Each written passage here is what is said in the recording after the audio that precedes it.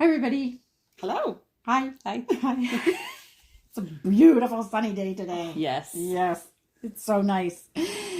This is episode 147 of the Fleece and Harmony knitting, crochet, spinning, sweater renovation podcast. Mm-hmm. And if you're watching it on the day that it's published, it's May 11th, 2024, the day before Mother's Day. Mm-hmm. Important if you have offspring. Get to celebrate sheep mothers, maybe. Okay.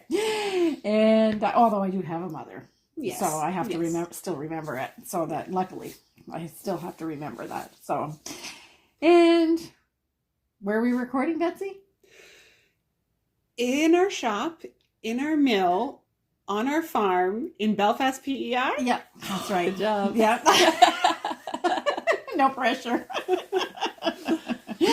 All right, so we had quite a busy 2 weeks since we last were here. We sheared the sheep, and we're going to talk a little bit about what happens. It's happening right now in the island in general is setting day. The lobster season started, but of course there were some delays because the wind was so crazy they couldn't go out. So so now it was setting day part 2. So Simone took some beautiful pictures of that. So we're going to be probably seeing that in the Harmony part, I think.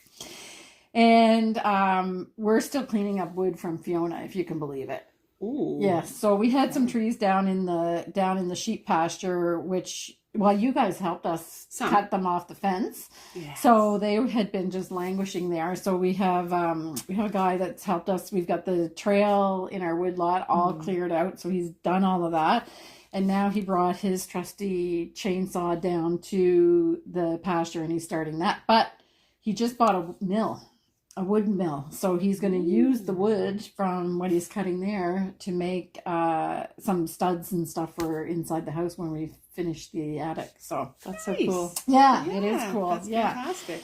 So, and although somebody said, well, they'll be green. It's green wood. It's not cured wood or whatever, but it's been out there for a year and a half. So I don't know. I mean, obviously it's not kiln dried. No.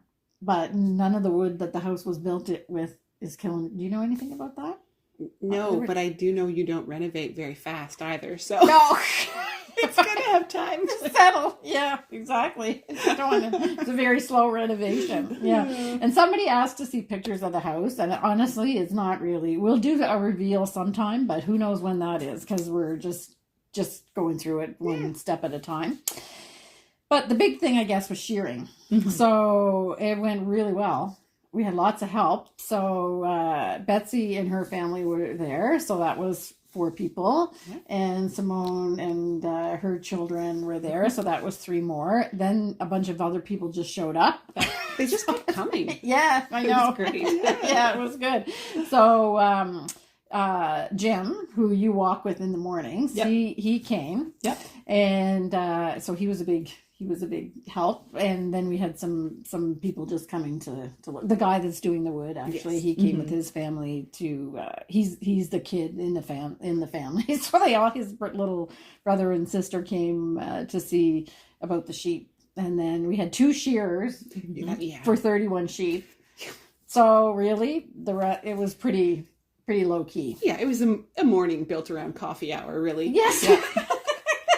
And Ken's chili. Yes. We had to make it to lunchtime to justify Matthew's blueberry cornbread. Yes, exactly. Delicious. Yes. So that was, as far as shearing goes, sometimes it can be pretty painful if it's a long, big day when you've got 150 sheep or more to do.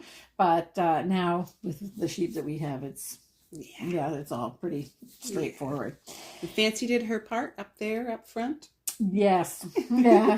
So I don't know if you'll see it in any of the pictures or anything, but there's a little head gate that the shearer uses, and to get the sheep to move out on their own into the chute where the shearers take them out of, you have to have a little bit of a decoy. So Fancy, one of the old girls from Enid and Fancy fame, she's usually the one that's the decoy, mostly because she's the smallest one. So she, because if it's a really big sheep, it's not a lot of space. Right. But for someone her size, it's quite comfortable. And she gets a dish of food, so she's all in. I would say that's the key. Yeah, she's being fed the whole time, so she's all in for that. Yeah, so that was good. And so today is a beautiful day, but it's still a little bit chilly. So I'm wearing my trite sweater because I think it might be the last day that I'll be able to wear it. And but our friend Andrea from Fruity Knitting just launched a registration for a retreat that she's doing in February with Claudia Quintanilla. So Andrea, Madeline, and Claudia are hosting a retreat in February, for the month of February in Costa Rica. And it's a beautiful day today, so it's a bit of a tough sell from here today. But come February, it's really tempting. Yeah. Yeah. And Claudia's got a new book that's launching around the same time called Embroidery on Knits. Did you know that about that one? No, I knew she does that because I watched her segment with Andrea, but I don't know that I knew a book was coming out, but I will definitely have to check that out. So they're gonna have that. So it sounds beautiful. They're in a beautiful. They're going to hold it in a beautiful resort, and it has. There's actually 4 retreats running. It's the same retreat, but they're holding it 4 times. So they're there for the whole month of February. I mean, I guess in theory you could. I was saying in theory you could move in for the month too if you want. Well, it's the same classes for each of the retreats. Oh, so I see. Okay. It's just that they've got a space that they anyway. So the booking starts today. So it's May 7th. So the general booking starts today. So if you think that you're going to need a break in February, go check it out because I'm sure it's going to sell out like pretty quickly. So that's it. So that's kind of what's going on. And this is where I say, don't forget to subscribe to the podcast and the newsletter, and you'll get notifications if you subscribe to us on YouTube, and share our video if you like it. So anyway, so now I've already been getting emails, which I knew that I was going to get emails because it's May 11th, and the blanket block hasn't come out yet. So in people's minds, May's half over and we still don't have the blanket block. So I'm just going to repeat that the new blanket blocks come out the first knitting podcast of the month, and it happens to be May 11th this time. And it's very apropos, I would say. So you guys take it away and show us what we have. Oh, that was a good catch. Yeah, it was. There. Yeah. So in case you don't know, what this is a lobster, and this is a portion of the lobster trap. Yeah. But you'll take note that it's empty. Yeah. because get the lobster here. Yeah. So this is knit in Selkirk worsted in our sand and chestnut colorways, and a ball of each. Should do both blocks, no problem. This is our block for May, and the reason we chose the lobster and the lobster trap is because on May, or on or around the 1st of May every year, that's when the spring lobster season starts here in PEI. Yeah. Setting day. Anxiously awaited every year. Yeah. Yes. So if you live in a community with fishing boats, you'll notice that it's quite busy. A lot of hustle and bustle. And I mean, that really starts kind of end of March, early April. Things start to, They get ramp ready. up. They get their traps ready. Yeah. So they start to like pop up along the wharf. You can see them all over the place, and then just more and more. We live in the rural area of PEI, but right across the road from us is a fisherman. So we know things are happening when suddenly, he unwraps what looks like shrink wrap all around his boat. Comes off, and then it sits on his driveway for a day or two because they have the trucks go around and pick them up, and sometimes they have to. I'm sure that's a schedule they set up, so we know things are starting to pick up when we see his boat move. But I'm not near the coast, so I don't get quite the show that you do. So I live in Murray Harbor, and that is a fishing community. So most of the industry in Murray Harbor is kind of having to do with fishing. There's a big wharf there, like it's a nice. There's a couple of different wharves actually. Okay. So Murray Harbor itself is a wharf, and then there's Mashins Point, which is a wharf, and that's just down the road. It's like 3 kilometers down the road from the actual like harbor wharf. And then there is the Bullpen, as it's called. Oh, I don't even know about that one. Yeah. Out in Beach Point. It's neat because, I mean, I'll have to take pictures sometime to share it. It was too busy to go down there during setting day because there's a lot going on and you don't want to get in these people's way. I can think of another reason not to go. Because what time in the morning is it? And that's a funny story in and of itself. Betsy was like, oh, so I've never experienced setting day. Do you think maybe you could go down and take pictures? And I said, yeah, sure. So I went down and I started my day with a coffee in hand, standing on the bridge taking photos at 4:15. I didn't know what I was asking. I didn't know it was that early. I was picturing like after her like morning run, I don't know, 7:30, 8 a.m. Yeah. After brunch, they wander out.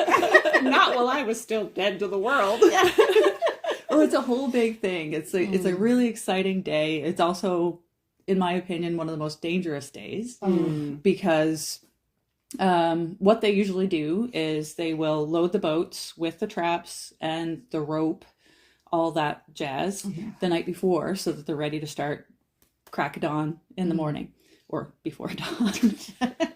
and you didn't have to worry about me setting an alarm or anything because I usually hear the boat motors and I wake up anyway.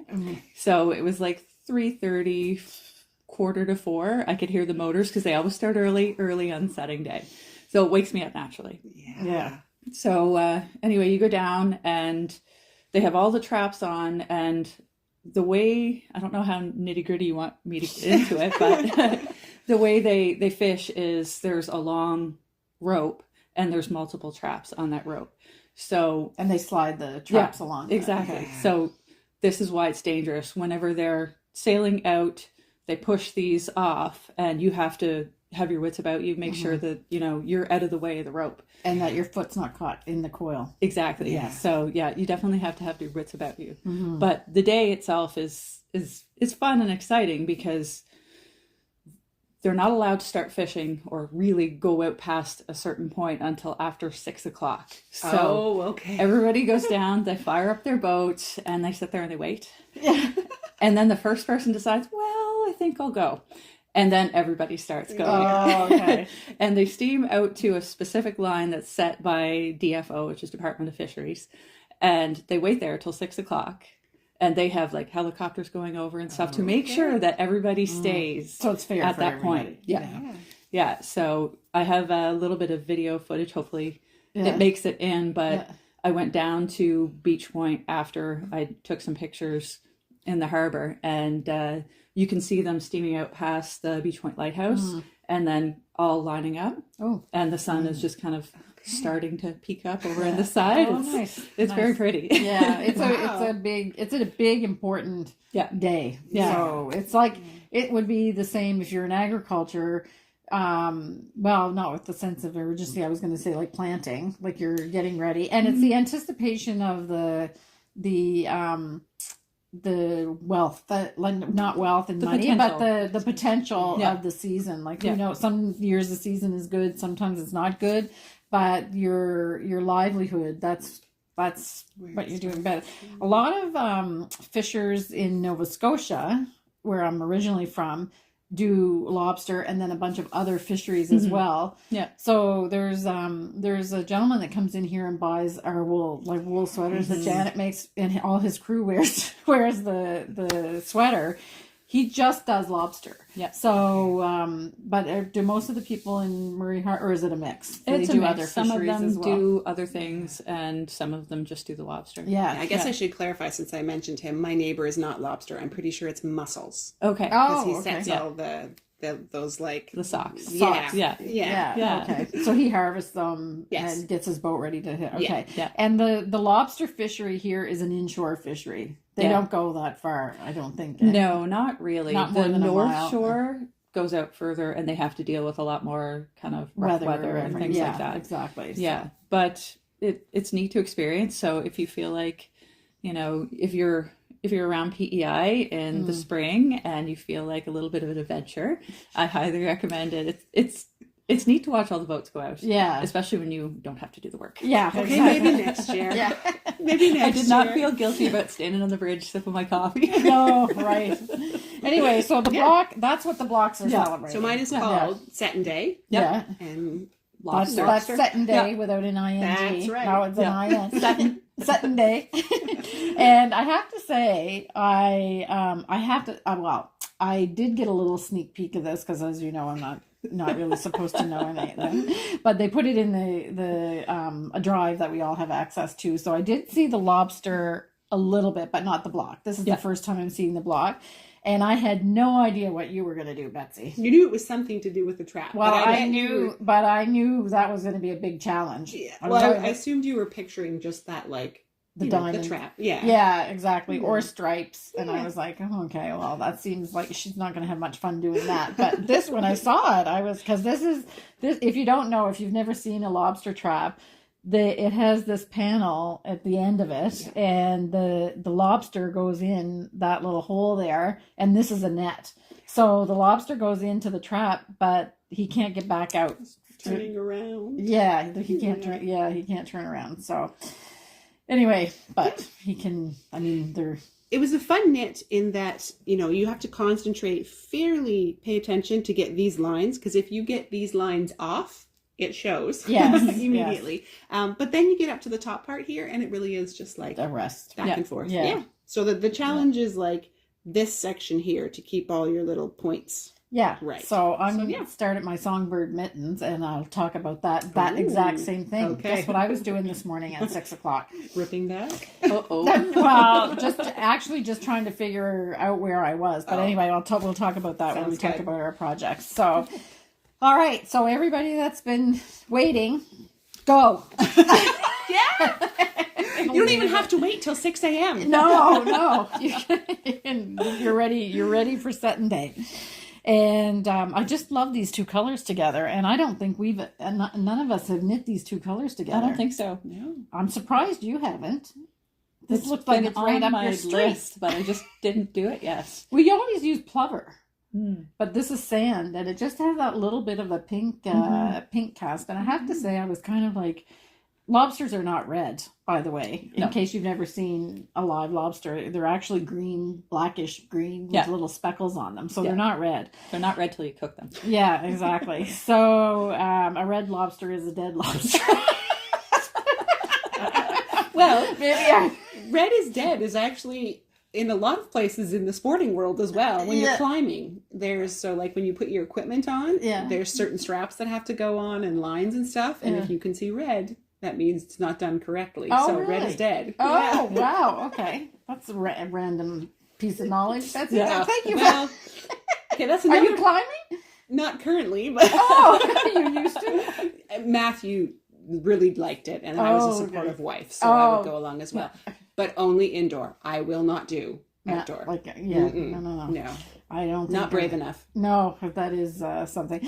Anyway, I knew what the colors were, and so when I saw chestnut and sand, I was like, oh, what motif are they going to use that for? And when they said the lobster, I was like, but it works. It does. Because first of all, lobsters are not red, and they're not brown either, but this just makes it have like a little bit of a pinky cast to it. It's we're going for the beautiful. sandy. Yeah, I was gonna say I envision the bottom of the ocean. Yeah, exactly. Beautiful. Okay, another one out of the park, you two. Great. So now, then the next month is June. Yes. So we're halfway through. Yeah. And I don't know what the date is in June that the first knitting podcast is, but anyway, it'll be the first knitting podcast in June that will be showing the next blocks. Okay, so I have lots of notes today because we have a lot of stuff. So now we're going to talk about our projects. So sometimes I do the shop update now and then do the projects after, but this time, because a lot of the shop update relates to the projects that we're showing, we're going to do the projects first. And this is when we tell you what we're going to wear or what we're wearing. So Simone and I will go first because Betsy's wear is also her finished object. Mm-hmm. So you're wearing Anchor Summer Tea. Yeah. And it's knit in Summer Light DK in Nutkin. Yes. Yep.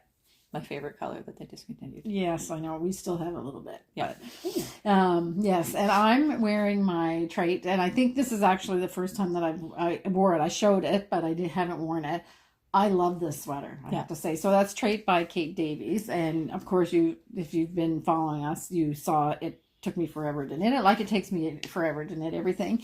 But I've never worn it. I never wore it until last week. Okay. Yeah. And it's made from point prim sock yarn, and Kid Silke is held double, and it's like really, really silky. It's my favorite combo, I think. It's really, very really drapey and nice, and it's not too heavy. It's fairly warm, but it's comfortable indoors. I wore it. Ken's mother had her 88th birthday party this weekend, so last weekend, so I wore it there. And you might see that I have a color theme going on with some of the other things that I'm going to show later. So anyway, so that's what we're wearing. And Betsy's wearing... I was just going to ask, do you find because there's a lace motif here, like, does that also help with some of, like, warmth releasing? Air conditioning? Yeah. Or not it's too actually much? not that hot. Okay. So I don't know. I mean, it's still, you could say that this is actually trapping more warm air because it's not really totally open, but it's just it's kind of, it has I don't know how to describe like the cushy teddy bearish feeling. It's very it's light silky, but soft and what I'm surprised about, because as the people that have been following along, this is the first thing I've knit out of point prim sock yarn, and I'm surprised at how silky it is. Mm-hmm. It's not like the rest of our yarns are quite cushy and woolly, but this is really quite silky. So the way it's spun, which makes sense because it's spun at quite a tight twist. It has mohair in it, and so it makes sense. But at the same time, I'm surprised when you're wearing it. It's very comfortable, kind of drapey feeling to it.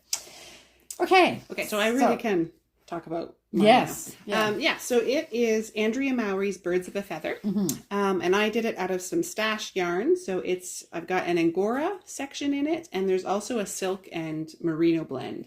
So I was showing Simone this morning, and this really is almost like liquid. It's so nice. It's just so soft. I haven't decided yet, as I just flew Angora on. I saw it floating, and I was like, if I'm allergic to Angora. So are you? I don't know yet. Oh, okay. But every time I kind of was working with it, my eyes would start to get itchy. So I don't know if it's allergy or if it's just the fluff. It's not Iona Bunny. No. It is a manufactured yarn. Harding? What is it? Louisa Harding. Yeah, exactly. Yeah. So sometimes, and I'm not saying that this is the case, but sometimes it's not the actual fiber, it's the treatment that the manufacturer puts on the fiber for whatever. So because I can remember when Jennifer Hicks was working here, she couldn't knit with mohair, she thought, but yet she could knit with point prim sock yarn no problem, all the time. So she thinks that maybe some of the commercial mohairs that she was using had something on them that was making her sneeze or whatever. So anyway. So I mean, it's the fluff since I've soaked it and blocked it has diminished a little bit. So we'll see. It's also just like so cozy. So and it's a high content of Angora. I think it's like 70%. Yeah. So that's quite a lot for Angora. So I loved all of the different elements. The little bit of lace. It was a great introduction to lace for me. I've never done lace, and now I'm like, okay, I think I'm ready to move into some more. I'm still not going with lace, but just doing some heavier weight lace. I like the idea. It's fun, isn't it? Yeah, it's a really cute one. And it's so easy.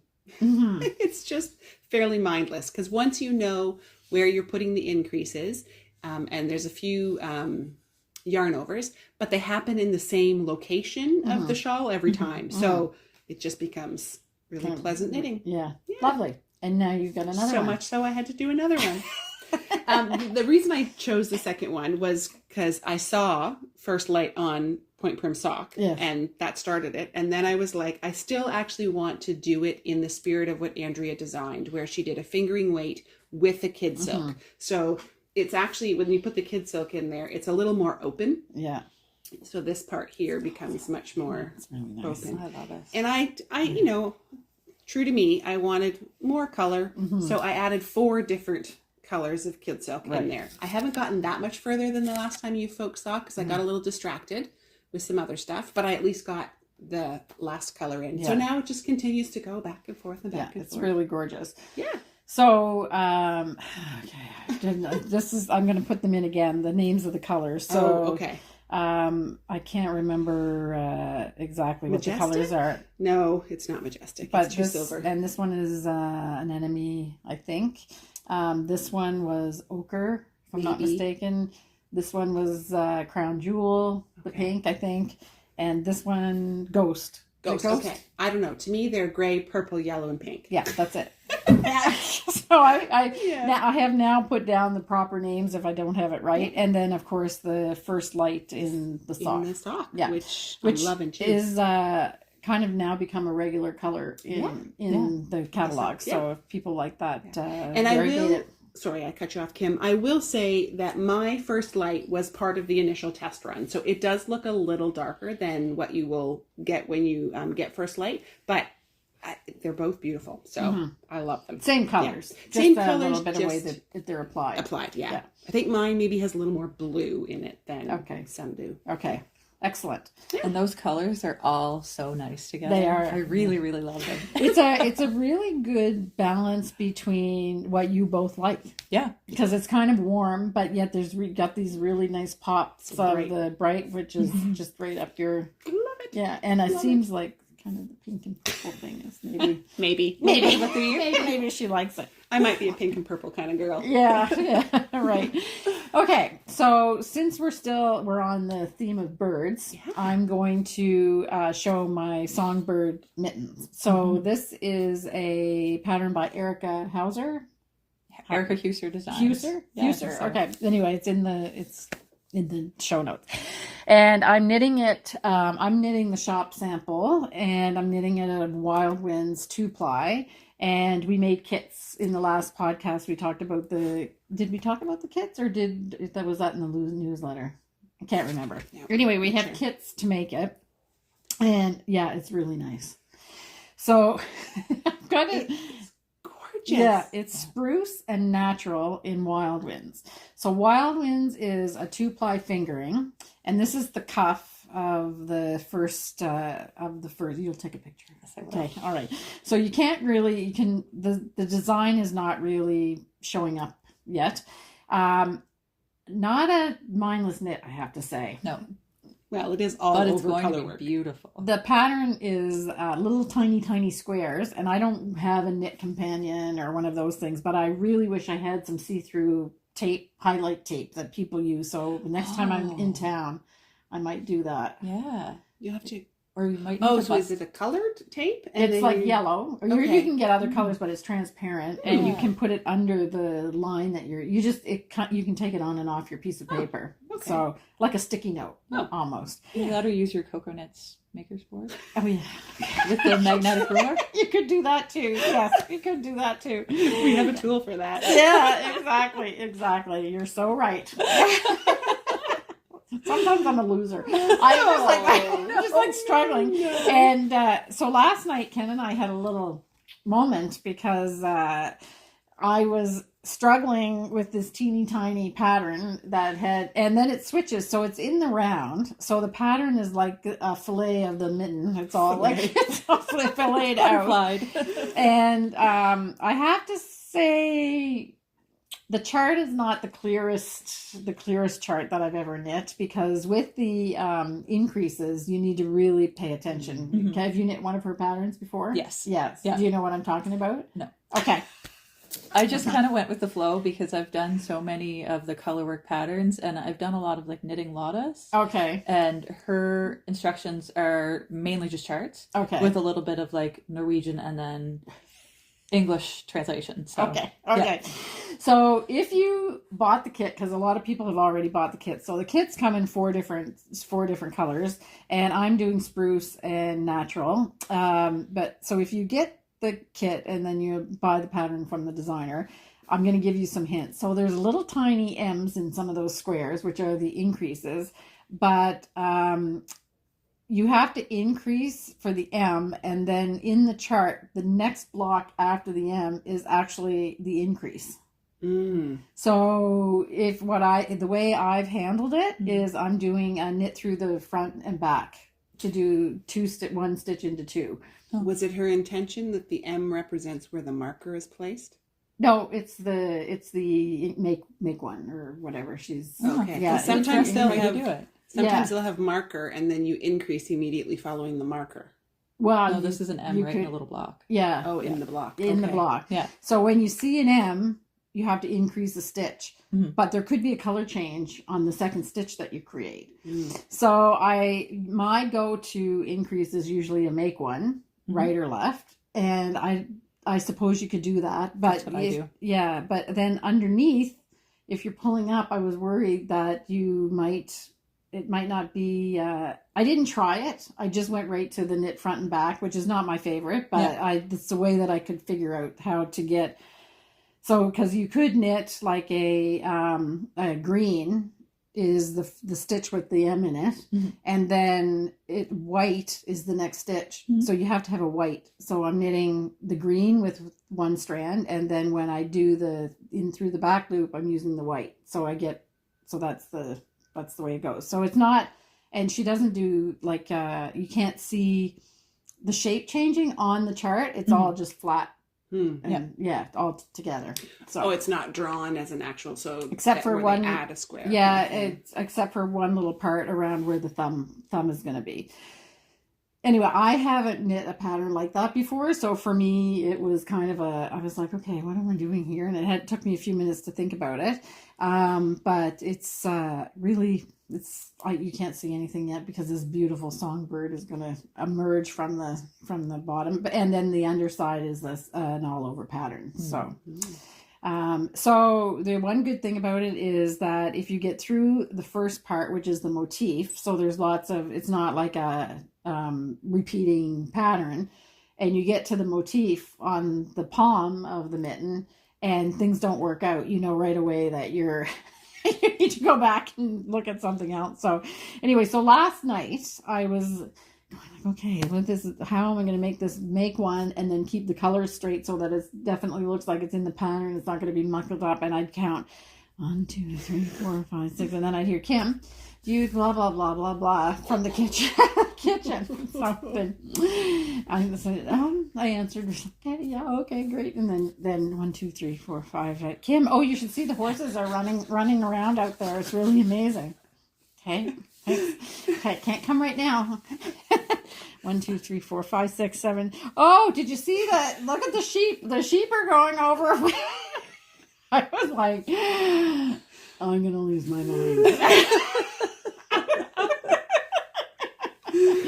And then the fourth time, and then he had a smirk on his face.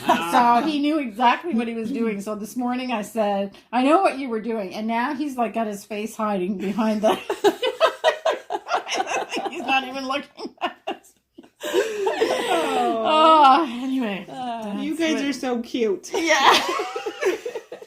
That reminds me of the time that I was trying to learn how to do was it Twisted German cast on or something like that? Anyway, I was trying really hard, and Kirby's sitting there going, thought this was supposed to be fun. Yeah.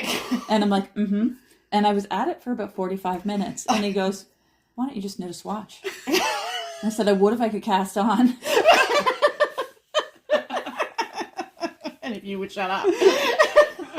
He knew what he was doing too. He was just being smart. Yeah. Aren't they? It's almost like they want to get into some kind of an argument. I don't know. Anyway, kept my cool. Good for you. Yeah. Good for you. So anyway, and then I tried again this morning, but I said, I know what you were doing last night, so don't even think about it this morning because I'm not in the mood. I just start counting out loud if they start talking to me. Oh, he knew 3, I was counting. 4, 5. Yeah. I'm ignoring you. Oh, shoot.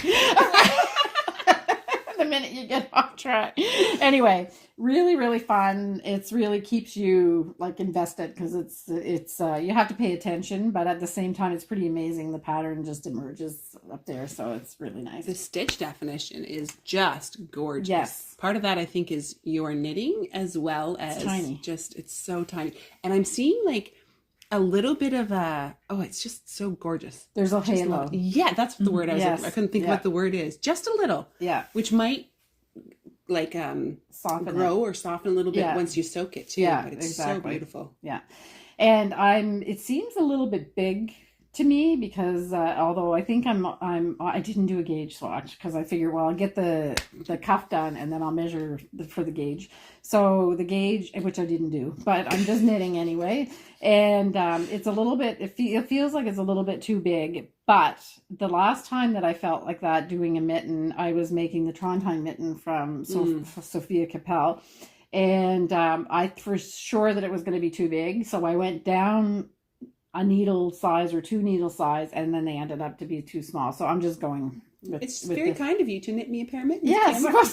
we'll see how it For turns my out. big old gloves. Yeah. Anyway, it's a really, really fun knit. So, and this is why you like color work, is because it just Yes, I always say to people, it's kind of like paint by number because, you just follow the row and you're like, look at that, look at that, look at that. It just gets better as you go. Yeah, exactly. So, if you're interested in doing them, we have kits in 4 different colors to do this beautiful, beautiful pattern. So we have the spruce and natural, Yep. cranberry, which is a red and natural, Yep. a night without stars, like a navy blue, and then a light blue, Trondheim, Trondheim which is a brighter blue. Yeah. Yeah.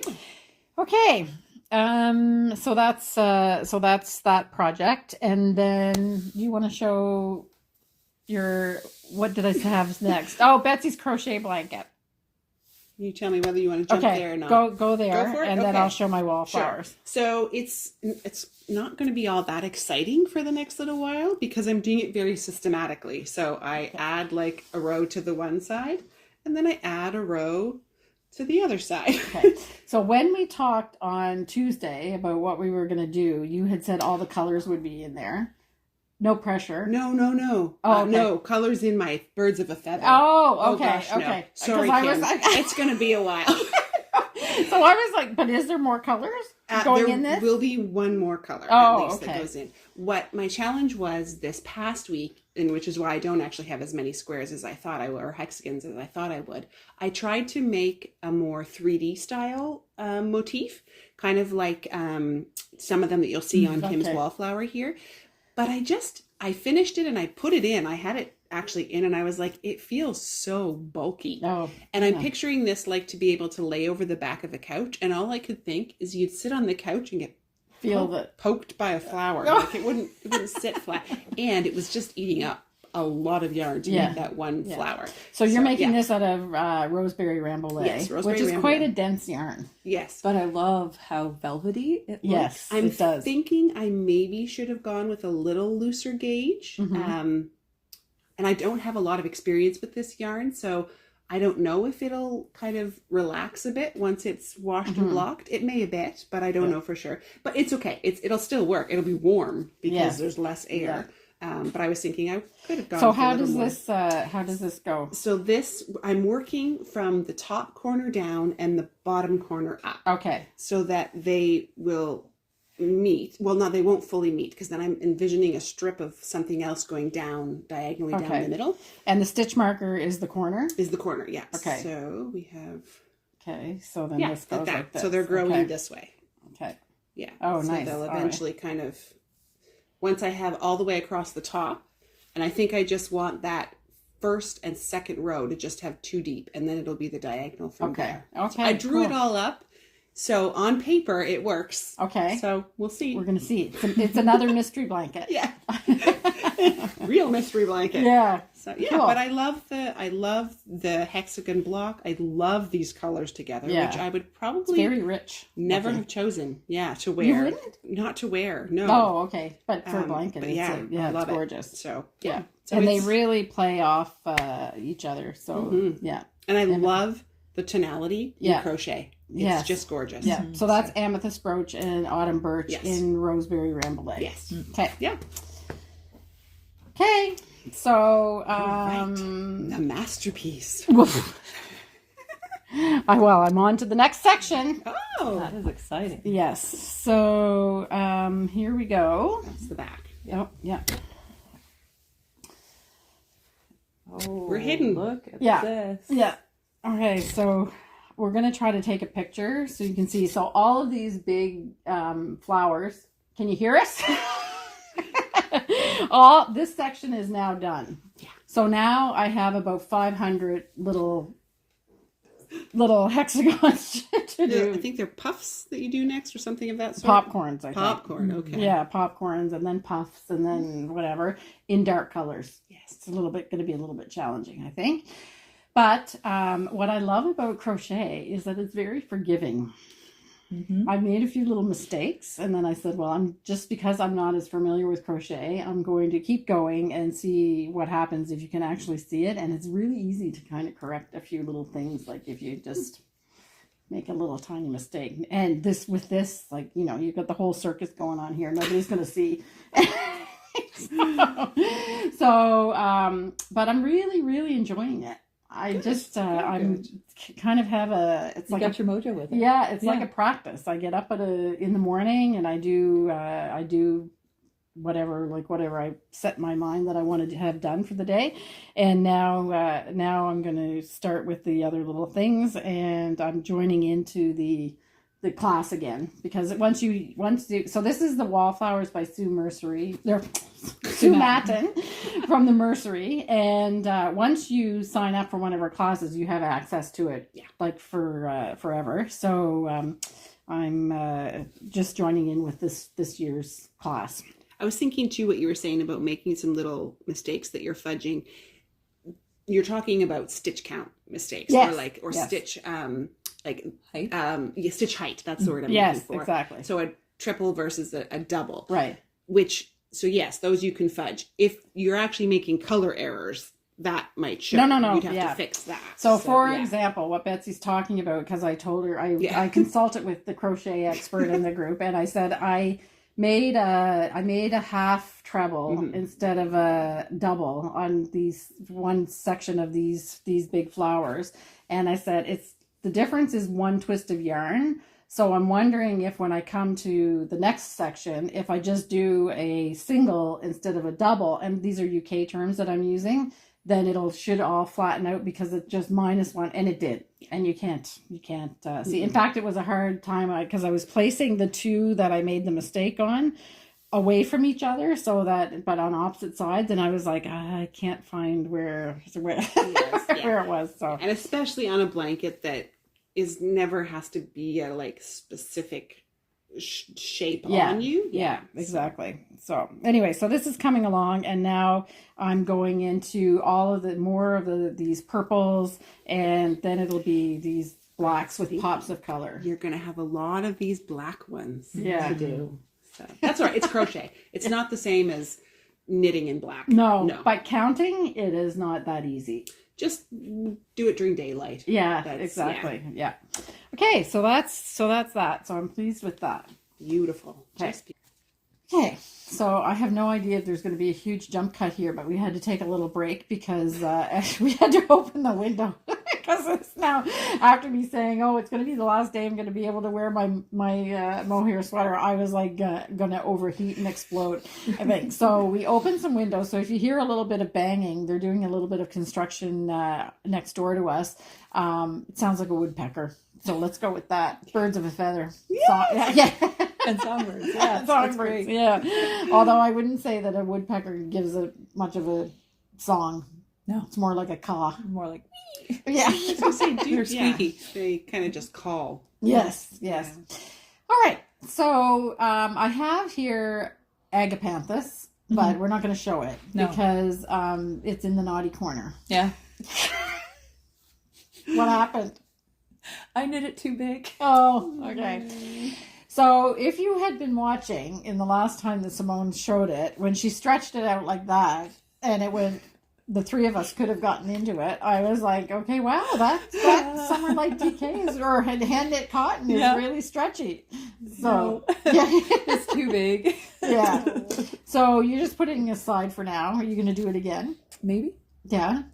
It needs a timeout though, because I'm a little annoyed with it, and it's not like the design's fault. I picked the wrong size. Yeah. Because I don't know. I was saying to Betsy and Kim earlier that I bought tank tops the other day and they're way too big. Yeah. And I don't know, I'm just making some bad sizing decisions. Yeah. Sometimes that happens. Right? Yeah.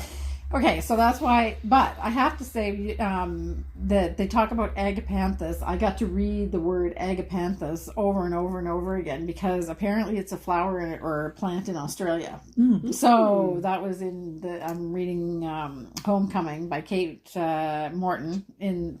So if you follow the Harmony Reads, then you'll hear about it. But it was like they're talking about the garden. Agapanthus was always there. Mm-hmm. Yeah, fun. Okay. We love that word. Yes. It's a fun word to say. It is a fun word to say. And it's actually a really cute top. Yes. When you knit the correct size. Yes. It looked lovely. It looked great on Betsy. Yes, it did. And it was perfect for me. It was perfect for you. Like, it fit you to a T. Except it would be a bit short. I would need to add a few more inches. Yeah. Well, maybe I should just buy it off of you, and then you should, like, start another one. There we go. Maybe that's what I need to do. Okay. Did you finish? I would even do, like, any of the adjustments and finish it up. Okay. So we'll talk later. Yeah. Okay. Perfect. Okay. So the next thing on the agenda is hats galore again, because Simone has been to soothe herself after the agapanthus gate. Then she did do 2 hat patterns. Yes. And I know you guys are going to be happy because you sent lots of comments about them. And it kind of keeps in theme with the Wild Winds because I decided to knit these out of Wild Winds. So this is the Sky Gazing cap, or Sky Gazing Toque, sorry. Yeah. And it's knit in Wild Winds 2-ply in A Night Without Stars and then Autumn Birch. Mm-hmm. The pattern was written a while ago and the yarn that is recommended is discontinued now. So I decided to just kind of sample our Wild Winds, and I'm really happy with it. So if you want to feel how it blocks up, it's oh my gosh, and it's the stitch definition I'm loving. Yeah. It's so distinct. Mm-hmm. Yeah, it works really well. Yeah, it is perfect for color work. It's creamy, kind of creamy, and it's a very pleasant knit. Yeah, and it's a fingering, so it's light. Yeah, so lovely, so smooth. Yeah. I will be curious to see how it wears too. Like it just has such a smoothness to it. It does get a little bit of halo, like what I saw, but which is I love that. Yeah. So that's good. And nobody makes a better pom pom than Simone, I have to say. I had a bit of an issue with the pom pom last night, to tell you the truth. I don't know what I was thinking, but I put it in a different knitting bag. And I tore my house apart looking for the pom pom maker. Oh, but I found it, so it's all good. Nice. Yeah. So I am going to say this. You're not finding this, but I found it. We were talking before we sat down. Is that I'm finding the Wild Winds 2-ply is spun at a fairly light twist for what we normally do. Like we usually put. I like yarns with quite a lot of twist in it, so it has a fairly light twist, and it's a 2-ply. And sometimes if we can't ply a yarn the minute it's finished spinning, it sits overnight, and then you have to ply it at a looser twist because you need to have a balanced yarn in the end. Right. So the batch of Wild Winds that I have is actually quite loosely spun. It looks beautiful, but I'm finding you just need to be a little bit conscientious to make sure that you're not splitting the yarn, but you're not having none of those problems. No. So I don't know if it's just me, or if it's if it's the way that I knit. Yeah, because I am left-handed and I could be, wrapping the yarn around my needle in a different way. Yeah. So you can't tell when it's knit, and it's not like every stitch I make I have to like be careful of it, but it is a little bit of a looser twist. But I think it's also, if I have a batch that's done a little bit looser, I think that may be why I'm getting more of the halo too, because this doesn't have much halo. Yeah. So that could be it as well, but that's what it is to have basically handmade yarn. So that's it. So beautiful. Yeah. And it's just nice. Very squishy. Yeah, very squishy. She's got one more. And then I she's do. got another one. And this is a brand new pattern. Mm-hmm. And it's also done in Wild Winds 2-ply. Wow. In the cranberry and the natural gray. Yeah. And this is called Horseplay. Oh, Yeah. nice. Very cute. And it's kind Apparently, according to Ken, that's what was going on yesterday in the field. of, well, that's one of Well, my I favorite don't things here. It's kind of inspired by Miles and Purdy because I get to see them out the back window all the time. And the sheep and the horses constantly crack me up. They're always up to something funny. Yeah. Yeah, so They're running a lot this spring. They're really Yeah. fresh, I would say, the Yeah. horses. They're Yeah. enjoying this. They're feeling fun weather. good. They're feeling good. Yeah. Yeah. So this is, again, knit in the Wild Winds 2-ply, and it's a brand new pattern. I will have it available on Ravelry the day that this airs, Mm-hmm. and I'm going to sweeten the pot. So Okay. I'm offering 20% off the sale of both Sky Gazing Toque and the Horseplay hat using the code playtime. Ah, Yeah. okay, nice. So you get either one of the patterns, you Or get both, or yeah. both. Yeah, Yeah. yeah, get both. Yeah. That's for sure. And then get some lovely Wild Winds yarn to play with. Yeah, lovely. Yeah. And how much yarn did it take? It took just a little bit better than half a ball. Okay. So Wow. yeah, Okay. you can definitely make some fun stuff with leftovers. Yeah. Okay. Yeah. Excellent. All right. And so that's the hats, and then that's it. I think then Spinning. we're in spinning, and then Yep. we're doing the shop update. But we'll segue into the shop update because we want to talk a little bit about Diva's Desire because I had a very interesting conversation with a customer in the last 2 weeks. Yeah. So we'll do the spinning first. So what do Okay. you have, Simone? I have a finished spin. Mm-hmm. Look at that. So Yeah. this is Corriedale, and it's in the Pit-a-Pat colorway by Hello Yarn. Okay. And I decided to do this as a fractal, big surprise. But I thought used, she was going to say something different. I did use something different. Oh, I okay. did the supported long draw for Right, this. right. So I'm actually really impressed with how even it came out Yes. and fairly fine. Yes. So that was a big win for me. Yes. Wow. It doesn't look really much different than your other. It's a little bit poofier, Yeah. but I mean, part of that is just the trapped air. And I realized that it's technically classified as a semi because it was a comb top that I used Right. a woolen draw on. Well, but I think based on your first one that you did with long draw to this one, it looks like you're almost back to what you would do with your regular so I'm getting there. short draw. Yeah. Do you purposefully choose which two colors you're going to apply together? No. Okay, that just happens. With Usually the what I fractal. do, I just split it tip to tail and then the other half tip to tail, and I wind it so that the color sequence will be the same, but it's just faster with the two. The halves. repeats come up Yeah, faster quicker. because you've Yeah. got the Thank you. 25% of the Cool. Yeah. yeah, Very really neat. really nice. And you always take the pictures after we've done the recording, and then those are the pictures that you see. But I will also put in the original picture that you took last time, because this doesn't look At all, at like all what was on like the bobbin. what was on the bobbin or in the braid. So, And I think that's probably why I love fractals so much, You is don't know because what it's you're gonna always a get. surprise. yeah, exactly. It's beautiful. And then probably changes again when you knit it up. It does. Like it just, Yeah. So Very it's just fun. it's one of those things where you can't be too stuck in your head about how You're going to things get turn what you're out. going to get. Yeah. Very neat. Okay. And you've got something else there, Simone. I do. Mm-hmm. So I've been I recognize it. spinning up a storm. Actually, you may not. Oh, This came from one of the local people that I know. They have Shetland crosses. oh, okay. And you probably remember Sue from the farmer's market back in the farmer's market Yes. day. Yeah. Well, it's her sheep. Okay. So she got a hold of me, and she had a bag of really beautiful dark colored Right. Shetland cross and several other bags that I may have come home with. You're going to be busy. So I started on the dark because I'm just such a sucker for the naturally colored wools. So Shetland because it's an older breed, do they have guard hairs or no? These ones aren't too bad. Some of them do. Some do. Okay. Yeah. So is it Kemp or is it actual guard hairs? I'm not sure. Okay. Yeah. So Kemp is kind of like wiry, whatever, whereas guard hairs would be long and smooth. Yeah. So what is... I'm not sure because I haven't really encountered it. Oh, okay. So it's not... Okay. So it's not like a two-coated... no, not these ones anyway. Yeah, exactly. But, okay. Oh, and they're crosses too, right? Yeah, they are crosses. Okay. Yeah. So I have to say that I am pretty proud of my home prep skills. I would say that that's... you've been working at that. Yes, I have. Yeah. It looks gorgeous. And I found a couple of secrets to really make it work well for me at home. So I popped the tips of the locks with a flick carder.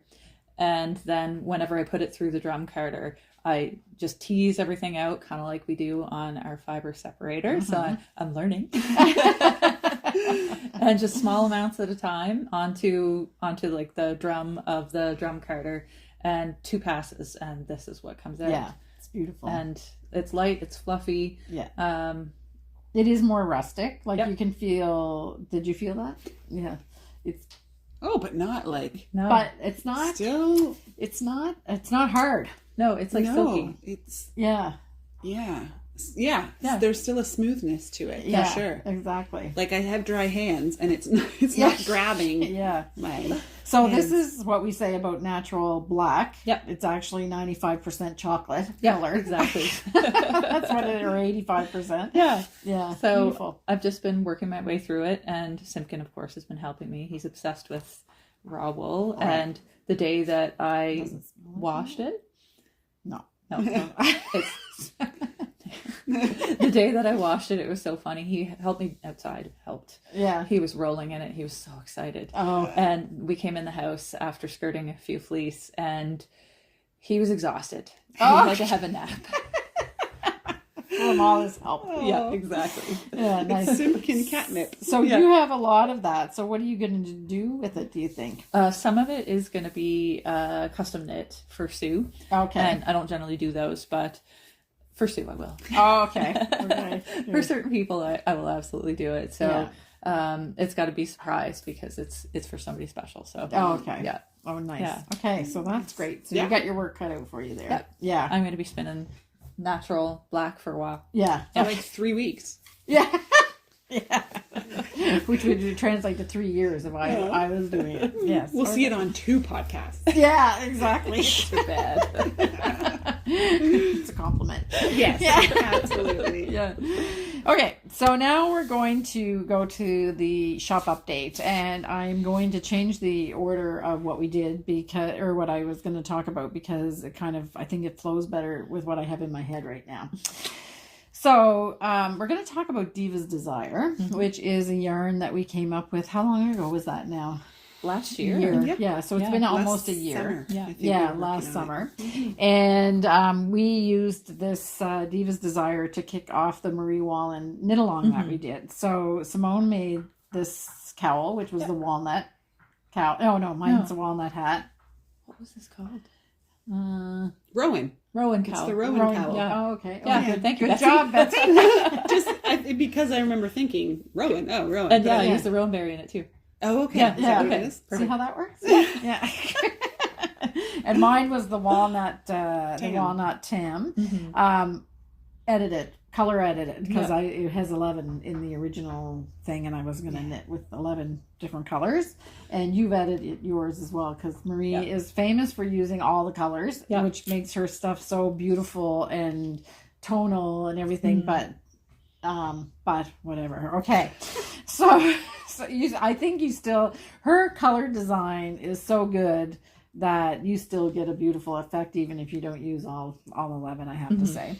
Yeah. But the reason why we're talking about this now is because I had a customer come in to visit. She usually orders online, but every now and then she comes with her husband to Prince Edward Island, and she was chatting with me about Diva's Desire. And Diva's Desire is a yarn that we designed to be kind of like a heathery, soft color. So when we're dyeing it, we dye it in the wool, and then we spin with it dyed, and then we add gray to it when we're spinning it, so that it's when we're carding it, so that it has like a heathery color. So even though some of the colors are kind of have pops, they all end up being sort of muted and lovely when you knit them up. And Marie Wallin's color work just lends itself to these colors. So this is the selection. And the conversation that I was having was that this customer had knit a shawl out of it, and she said it is in order to get it nice and smooth and nice and fine, we have to spin it fairly tightly. And so when you're feeling it, it doesn't really, it blooms after you've finished knitting with it. And she was saying that, I'm going to tell you exactly what she said. She said, I got the yarn, and because usually people are really used to our yarns being really plumpy and squishy. And she said, got the yarn, and she said, I kind of went, okay, what? Anyway, I'm going to knit the shawl that I was going to do. And she said, then I washed and blocked it. And she said, it just came alive. And I said, yes, that's exactly what it does. It does. And we found this, like, when you could have told me that this was something else. Yeah. When you brought this in, when it was finished, washed and blocked, because it's not at all what it feels like when it's in the skein. So it clumps up and it gets very squishy and creamy. Yeah, and the same thing happened with my hat. And then the customer was telling me, she said the shawl, she said it's gorgeous. Like, it just has this really, really great color and the feel of it, and it's so lovely and squishy. And so I said, oh, yes, we're going to just celebrate a little bit.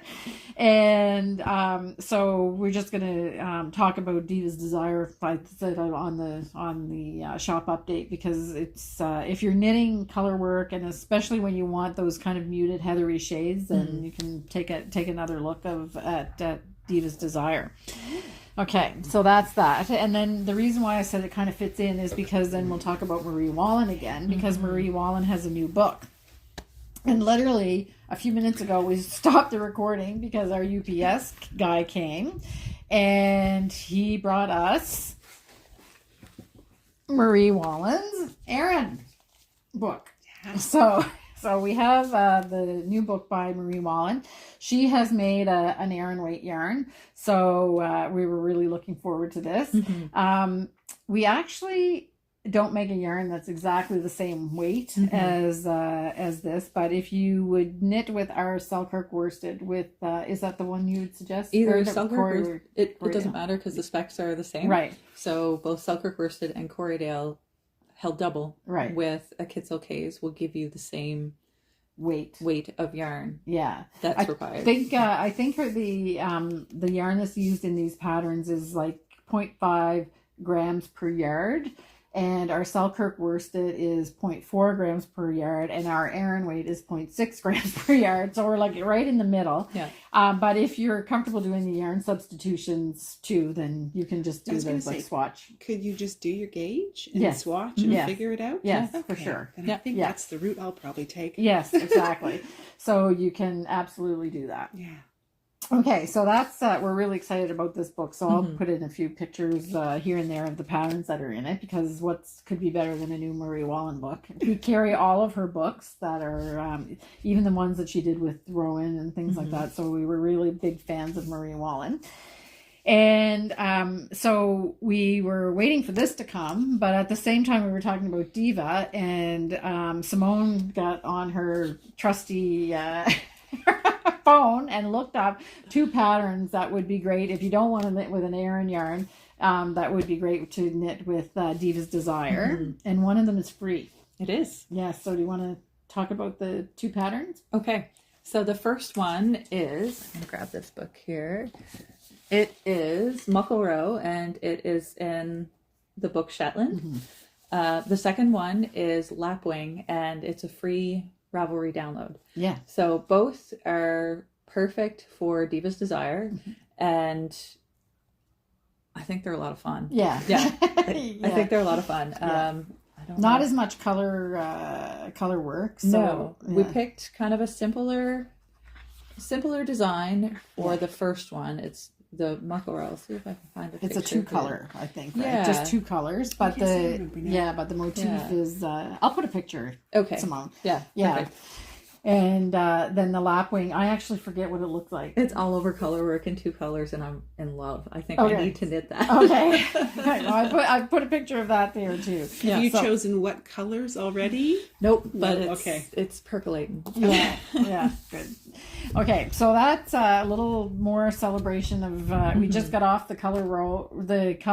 the knit along, Marie Wallin knit along in February, but we're already back on the Marie Yeah. Wallin train again because she's just that good. She is. I finished Yeah. 4 projects from her, and after a while, you're like, it's about time to do another one. Yeah, exactly. She's really just great. It's her play and color, and her designs are innovative and Yeah. beautiful, and she's reliable. Like, Yeah. that's what I like too about designers that are reliable. You know what you know what it's about, and it's going to work out. Yeah. So yeah, great. So then the next thing that we have in the shop update, and I'm just going to show pictures of this because we're not going to bend over and grab. I took the time to put everything out in front of us, but there's so much stuff. So we had gotten a couple weeks ago Lykke number 20. So Lykke magazine, they are now doing 3 or 4 editions a year. So issue 20 came in, and we sold out of it, and now I've got more coming in. So we have that in stock. And when that comes, it will be coming at the same time as issue 21, which is the summer edition. And that's coming out on May 17th. So those 2 magazines have been ordered, and they're back on their way. The other thing is that I was going to talk about the Lykke ball winder on the podcast because we reordered and they're finally back in stock, and we got them, and they were back in stock for 5 minutes, and now they're sold out again. So right now, today, I have another order coming. So they'll be in stock hopefully by the time you see the podcast, because it was a bit of a nightmare, I have to say. I'm not doing pre-orders anymore with those, because they were supposed to be in at the end of March. They didn't come. They're imported from India, and they didn't come until last week. So people ordered on a pre-order, and I'm not doing that again. So we'll just have to wait. But it does mean that if you want one and you see on the newsletter that they're coming in stock, or you hear it on the podcast, then you need to order them right away, because they just are. It's crazy how they're the best ball winder that I've ever used. I have to say, they're gorgeous, but and they're really, really nice to work with. But the stock is a bit of an issue. So when you see them and you think that you want one, then you need to get it. So I have more coming in, probably here by the time that the podcast is published. But I know for sure they're on their way anyway, so I will put them in stock. But then, if you want it, you need to order it. Yeah. Okay.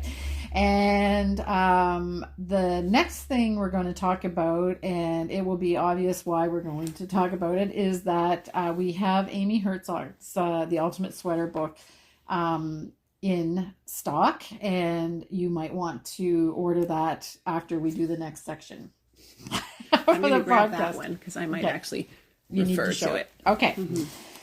So we have a little meeting the week before the podcast. So we sit and we talk about what we're going to do. This is normally when we would do the nitty gritty, and we actually didn't really have anything. We had a few suggestions for nitty gritty, but it wasn't really enough to do like a whole segment on. So I mentioned something that I wanted to do, but I've never done it. I've been thinking about it for a long time. And Simone and Betsy said, well, you have to do it, and we should do it on the podcast. And what that is that I have this sweater that I wear all the time. I just love this sweater. So it is, it's actually acrylic, although I didn't know that it was acrylic. And I bought it at Costco about 15 years ago. And I love it. And it has cotton and wool in it. It's an acrylic with cotton wool blend. And it's almost like a sweatshirt for me. Like I love It's it. a favorite but of yours. It's a favorite of Yes. mine, and I just love a turtleneck. I like the way that it feels. It's just very comfortable. I like the way that it fits. But I wanted it in another color, and it was so long ago that I bought it. It's not, chances of finding it again are slim to none. So I thought, I'm pretty sure that I could make it, but I don't design sweaters. And I started, this is the conversation that we had. And so Betsy said, yes, you can make it. Yeah, you can. Oh, yes. We had a big debate because I couldn't remember what was set-in sleeves or raglan sleeves. It's So this raglan. morning, It's raglan. bonus, it's raglan. So that's going to be a little bit better. That's a little bit better. And I'm just going to make the exact same sweater. The only challenge, or what would be new to me with raglan, is raglan and color work. Just making this part work. I've often thought that when I look at colorwork raglans, this is done well, and some do it really well. Yeah. And some, it's too much of a disruption. So we'll have to make sure we get it just right for A you. handy Right. dandy knitting chart. Yes. And Yeah. just done well. Because I've Yeah. seen it before where it just like, Not quite matches. no, it's two pieces that just sort of look shoved together. Yeah, So, exactly. yeah. So we'll have to work that out. Mhm. So I'm thinking that between the Betsy's adventurousness and Simone's experience with doing patterns anyway, charting, that I am going to be a success. So we're actually going to call this the DIY section, and Betsy has pulled out something out of her archives that she wanted to do the same thing with. So we're going to work on that together.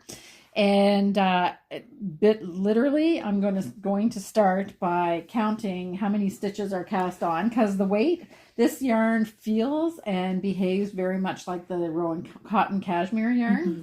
So I will be making it out of cotton cashmere. It has kind of these like flecky look to it, and this feels very much like that yarn, and I think it's the right weight. So I am going to knit it out of that. What color? Well, I was almost tempted just to do the same color, I have to say, because I love of this, and I think I might be doing it in pinks, and there's no red, not that, but I'll have to choose the colors. But I think I'm gonna do pink. The cinnabar is a color that's kind of like a cinnamony pink, so I think I might do it in that, and then do white. And then I'm not going to do the same motifs. I'm actually going to pick some motifs out of probably the Salbu charts.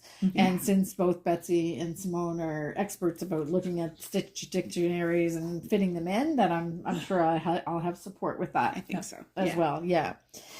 So what she actually meant to say is that she's going to count the stitches, and then she's going to knit a nice sizable swatch, because now she's just going by feel. Right. The yarn feels the same. Yeah, exactly. And I have to know, like, both for my needle gauge and everything. So I'm just going to start from scratch. Yeah. So Betsy has already started an adventure like this. Yeah. I started a while ago. I just thought I'd just kind of putter away at it, but now this got me excited. Yeah. So we had a little moment this before we started recording, because Betsy pulled out this thing. She goes, "Oh, this is to talk about in the DIY." And I said, "We only talked last Wednesday. You didn't knit that fast." No. Came out of the vault. Yeah, I've been working on it for quite a while. I actually just leave it down in our TV room, and every once in a while I would just pick it up and put a stripe or two in. Okay. And what is the genesis of this project? So I love those. Simone, what do you call them? The baseball t-shirts? No, not baseball t-shirt. Henleys. The waffle Henley. Yeah. Like long john. Yeah. Kind of Yeah. type shirts. And I had several as a teenager, and wore them all the time. A light blue one, an oatmeal colored one. Loved the fit of them with that kind of raglan style and the little Henley down the front. So I was going through Amy Herzog's book, and she has one that was basically exactly what I wanted. So I followed her instructions, and here it is. It's kind of like that. She does it with a bunch of texture on the front. So I was like, okay, I think I can do this. I read how to do it, and I did all the math, and I wrote it all out, and then I got started. And I'm just doing it out of scraps. So this is point prim sock yarn, but some of it is not even really colors we have, because it was colors we were creating when we were making the Ryu kit, combined with some other colors that we do. There's a bit of slate in there, but anyway, it was just bits and pieces that we had around. So the idea is I'm going to do the whole front in stripes. And then if I have any left of the bits and pieces, some of the sleeve will have stripes on it, but the back and the rest of it is all going to be in a solid color. Oh, okay. But is this the back? This is the front. Okay. So I actually... So what's that other piece? Well, so when I heard we were doing this, I got excited because I had done up to needing to start the sleeves, and then I got nervous because before that it's just a big square or rectangle. Now I was like, okay, now the math is going to count. Yeah. So now the rubber hits the road. Yeah. So I was nervous to do it. So I was like, okay, I'm inspired to carry on. So I did, and I actually had the entire top done and completed. But this part was getting really long, these little like straps, and I was like, this should be done by now. It's not done. Okay, maybe my math is all wrong. So I went back and checked again. It has nothing to do with my math. I just got so excited about starting decreases, I just jumped right in and forgot to create the armhole bottom. So I didn't do where you cast off so many stitches to start. Oh, okay. So there would have been like no armhole space. When you're knitting top down, you would add those, right? But this has to have them going bottom up. So I realized I missed them. So I was like, oh, that's pretty important. Has to go around your arm. Yeah. And then I was like, but these are all, every 2 rows is a new piece of yarn. This will be an adventure eventually. We'll figure that out later, all these ends. So I didn't want to rip them back. It seemed pointless. So I pulled an Andrea Doig from Fruity Knitting, and I just cut it off. Oh, I love that. It's so great. I fed my needle through first, picked up all my stitches before I cut, and then I just cut it exactly like I've seen her do for grafting. Yeah. Well, maybe not exactly, because I think she cuts and then she pulls very carefully, but I didn't need the top part salvaged really. Okay. So I started pulling it out neatly, and I was... So is this the top you cut off? This is the top I cut off. Oh, okay. Yeah. Okay. So this is this was the front. Yes, and then this is the armhole shaping, the neck shaping, the Henley shaping is all done. Okay. But it was wrong. So okay. We just cut it off. And then you start... Okay. I love it. And then you start it with your shaping here. The proper way. The proper way. Yes. So you've got a little bit of a little no, swoop. you're not quite there. I think you're... Down here. Down here. Oh, yeah, okay. Yeah. Okay. Yeah. So Simone, I could feel the energy from Simone. She was getting worried when I went like that. She was, that's not enough. That's not, you didn't do it. And what made me panic is because I'm doing a pieced raglan. So all of these pieces come together like a puzzle. And I went, I can't not have that because the sleeve won't fit. The back won't fit together properly. I'll have to fudge all these pieces now. So I was like, this is a moment where it is really worth it to just pull back and fix it. Okay. So this little notch that's here, that's the beginning of the Henley little buttons part. Okay. So I just cast off 5 stitches. Yeah. And actually, the second time around, what I realized is I made it too short the first time. So this time I went further down into the rows and started it sooner. Yeah. Practice makes perfect. It does. Yeah. I know. You learn all kinds of things. Okay. So, yeah. So this will be my adventure. Okay. Which I'm kind of glad I am where I am because it's gorgeous. It's fine knitting, so it takes a while. Yeah, but it's gorgeous. It is. You. It's beautiful. I love the feel of it, the colors. Yeah, well, that's at that point Prim sock. Yeah, I know. Yeah, the word on the street. This is good. It's nice and thin. Like it's fine. Yeah. But not so fine. Like having that adventure with Row and Find Lace, like it's not so fine that it feels like you're not making any progress. Right. When I sit down and do it, like that top section, I did that on Saturday. I had it done. I think I started on Friday night or Thursday night and had that top section done. I don't know if I'm kidding myself, but what size needles is it? 275 or Kim? What? I'm supposed to go get my eyes checked. Oh.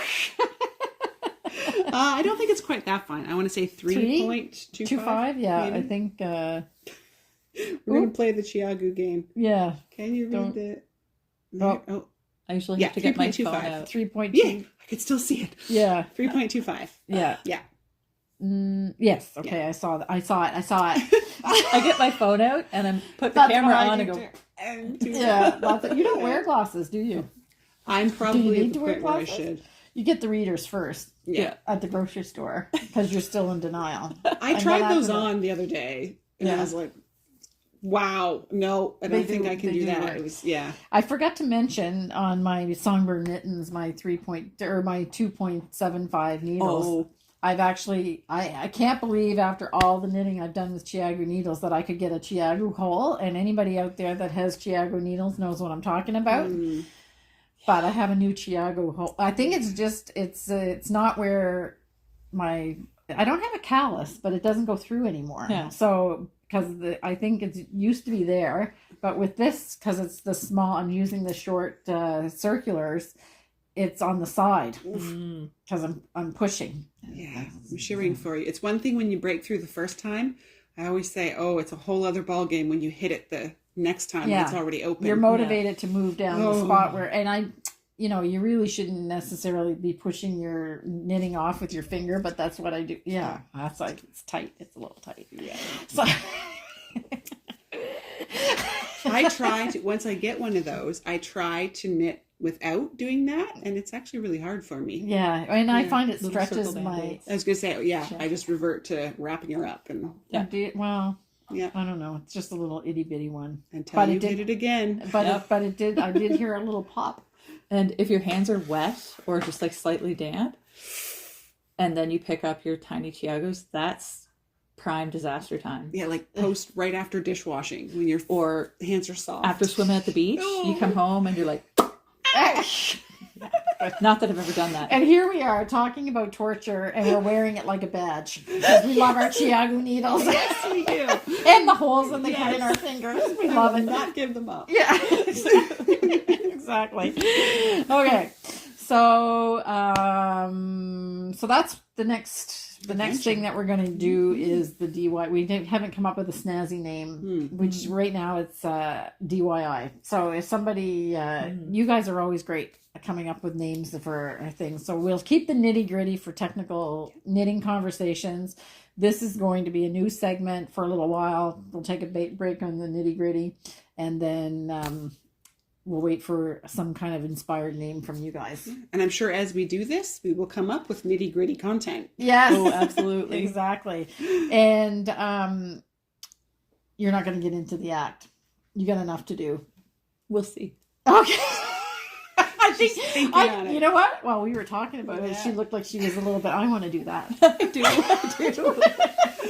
And the wheels were turning. It's Yeah. really like I have no idea how successful I'm going to be, but I know that I can knit, and I know that I have a template, and I am don't even write. I have no desire whatsoever to design sweater patterns or design sweaters. I'm just doing this for me. Yeah. But it would be great if some of you wanted to do the same thing. And we're going to show step by step, like what we're doing. So the first step that I'm doing is actually counting how many sweaters, because I actually want a sweater that's exactly like this one, only that I made, and it then with a little bit of a different pattern and a different color. Yeah. So, And I would show you step by step, but truly, just if you want to do something of that sort, if you take a look at Amy Herzog's book and she has the style you want, yeah. I'm literally just following the exact steps she told me to Yeah. create a pieced raglan. Yes, So, exactly. And yeah. that's what I will be doing as well. Yeah. And she gives you math formula and everything. Yeah, So it's exactly. really good. Yeah, she's so well written. Very. That book is next to the Patty Line's knitting bag of tricks, and that book for sweater writers, and the other really good one, but it's not necessarily the one that I would go to, is the Coco Knits sweater workshop as well. Great. Those are all really, really good books for knitters to have in their catalog, like in their libraries. Difference with Coco Knits, I think a lot of her stuff is top down, correct? Yeah, and it's her own kind of way to. It's not so much designing a sweater, whereas the Amy Herzog is really teaching you how to design a sweater so you can customize sweaters to yourself. That's really the purpose of her book. So yeah. And I want to say too about the Coco Knits, if you're feeling like you want to participate in this but don't want to take on the whole challenge of designing your own sweater, the Coco Knits is a really great way to kind of dip your toe into that water, because it customizes a design that's already there Right. to your desires. I would say that the most valuable thing, which was really an epiphany when I started really knitting seriously, was the Cocoa Knits book gives you a really good understanding of how a sweater is fit for your body type and how it's constructed. Yeah. So it's not the same in the same genre. Like the Amy Herzog is really so that you can someday design your own sweaters. Cocoa Knits is not exactly like that, but by the time you go through the method, you understand a lot more about what a sweater structure, like the nuts and bolts of sweater construction is. It's a good confidence builder. Yeah, it is a very good confidence. And I've seen some beautiful examples from some of our customers from that book. So, okay, so I think that's it. Now we're at the Fibre Festival section where we talk about the Fibre Festival, and the Fibre Festival will take place October 3rd to the 5th, 2024, and it is in Charlottetown at the Delta Hotel. The tickets are actually selling, we're about 50% sold out, I would think. So not for the marketplace. The marketplace, there's lots and lots of spaces, but some of the classes, there's a few classes that have sold out already, and they're starting to fill up. I will tell you that time during the year is going to be extremely busy in Charlottetown because there's a lot of stuff. The Grand Slam of Curling is here. The Fall Flavors is happening, and there's a bunch of other things happening in Charlottetown. There's actually it doesn't affect accommodations or anything, but I think there's 2 cruise ships there that weekend. It's going to be busy. It's going to be busy. So if you are thinking about coming, then check out the website for the Fibre Festival. And you have there links to hotel partners that are giving special rates for people that are booking to stay during the Fibre Festival. And there's tons of things to do if you have somebody coming that doesn't knit as well. So all that leads us to the harmony part, and we may have enough pictures of setting day that Simone took to do it. And if not, we'll throw in some sheep shearing. It might be the 2 things combined or whatever. What did you guys say? Land and sea or something? Land and sea, yeah. And I am waiting. I always put who the music is by in the show notes. But I did the last time when we did the Fibre Festival segment, there was a little clip that PEI Meetings and Conventions had done for us, and the music in that was by Richard Wood, who is a fiddler from here. So I actually talked to his partner the other day, and she is going to send me some more of his music to use in the harmony part. So she hasn't sent it yet as of today, so I sent her a little reminder. So if you hear great fiddle music in behind the pictures that we're showing, that's Richard Wood, and I will give you information about him in the show notes. And he does have a website. You can buy his music. A few people asked us where you can buy his music. He's got quite a few albums. So, and well, do they call them albums anymore? CDs or so. not CDs, still downloads, to whatever. I think it's still good. And so he's really just a prolific fiddler, and he's from here, and it's just it's great to support him. So if you hear fiddle playing, then it's him. If it's not fiddle playing, it's not him. Okay, so with that, I think we'll say goodbye, and we hope that you have a great 2 weeks with your crafting, whatever it is, spinning, crochet, knitting, anything, all of it. And if you've been waiting for the new blocks for the mystery knit along blanket, then you're all set to go. So we'll see you next time. Bye.